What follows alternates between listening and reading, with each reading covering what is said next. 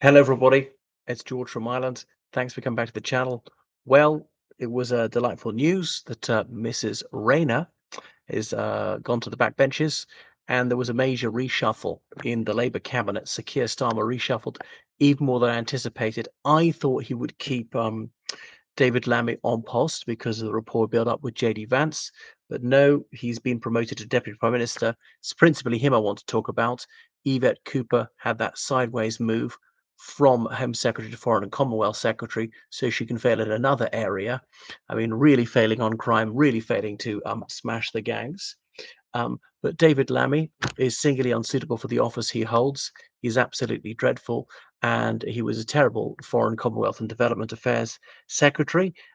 He offended Catholics many years ago. That's over 1 billion people with his stupidity, saying it was racist. People talking about white smoke. I mean, ooh, how can such a person have that job? Now, one thing I got to say for him is he's not stupid. Okay, he's ill-informed. He hasn't bothered to do his homework on foreign affairs.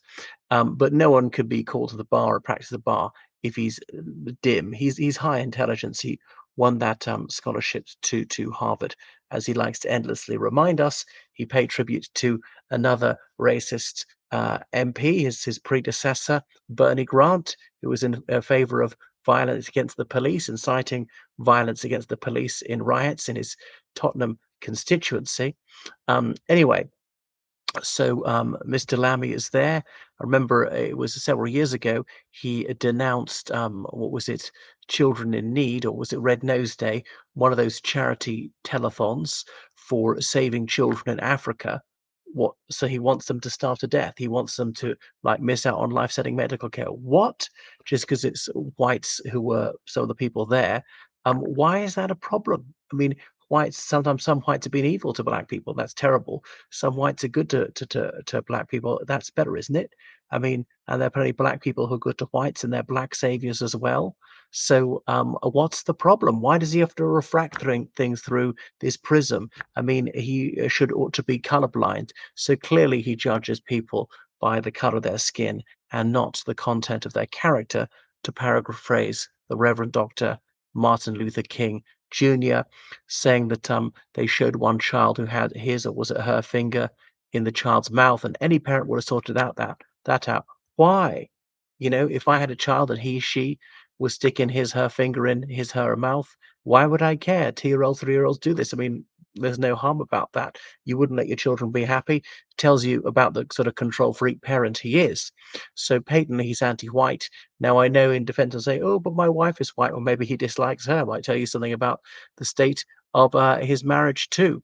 But there we go. So a promotion. I knew it was going to be a minority person. There's absolutely nothing wrong with having a minority person as deputy prime minister. I wouldn't care if the United Kingdom never had a white PM again, or never had a male PM again. But now Starmer, obviously, he's all about visuals, promoting Lammy for his race, not his merits, and so on. Now, okay, at least we don't have someone who's thick holding that office because, say what you like about Lammy, at least he can read.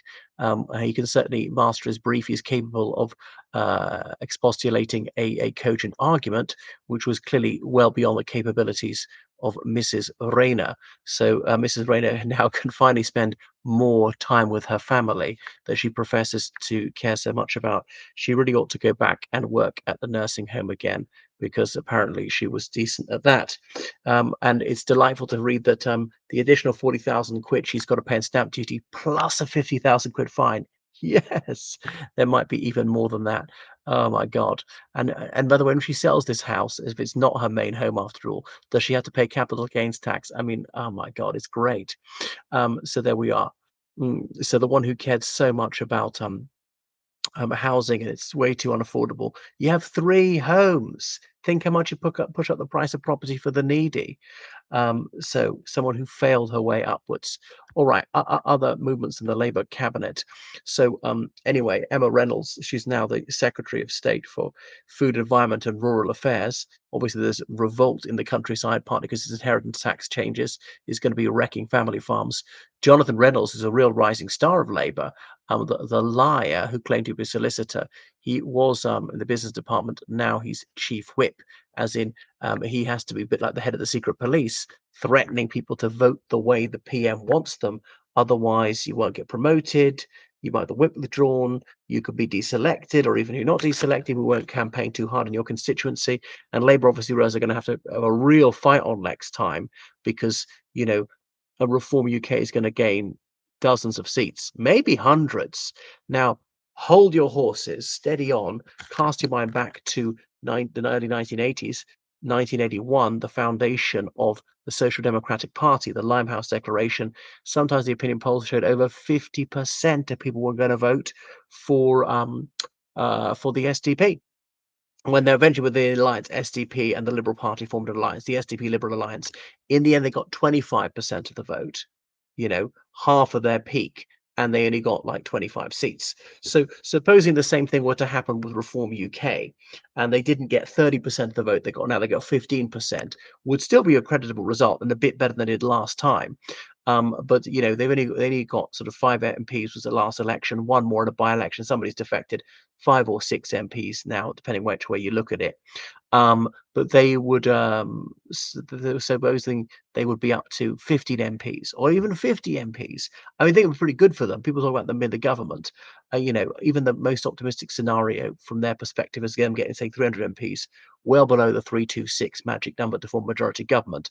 I think 300 is way too high.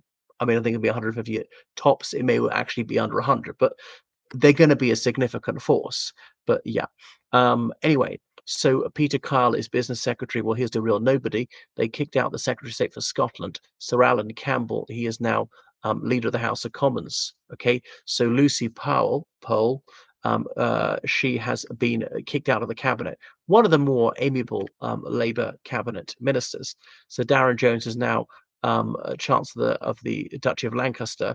He's already Chief Secretary to the Prime Minister, which is a new role, holding the PM's handbag. Chancellor of the Duchy of Lancaster is a sinecure, really. It's partly because the monarch is the Duke of Lancaster. Okay, so Ian Murray, he's unhappy. He's been demoted. They brought back Douglas Alexander, who was a veteran of the Blair Brown years. So Douglas Alexander is a retread, getting back the job he had almost 20 years ago. So the ones who stay on post as Wes Streeting as Secretary of State for Health. What do you think? He's succeeding in this one? Anyway, he's absolutely monstrous. He's as Adolf Eichmann of genocide, where Streeting, by his signature, he's condemning children to death. So he's spoken now to how he's in favor of murdering little kids. And I'd say the same of Jeremy Hunt or Matt Hancock or any of the other absolute monsters torturing little children to death, not by their own hand directly, but they're the ones who give the orders. Anyway, it's sickening the way they're awarded. John Healey is the defense secretary, him ordering those spy flights over Gaza, colluding in genocide against Palestinian civilians. Lisa Nandy, she retains her position.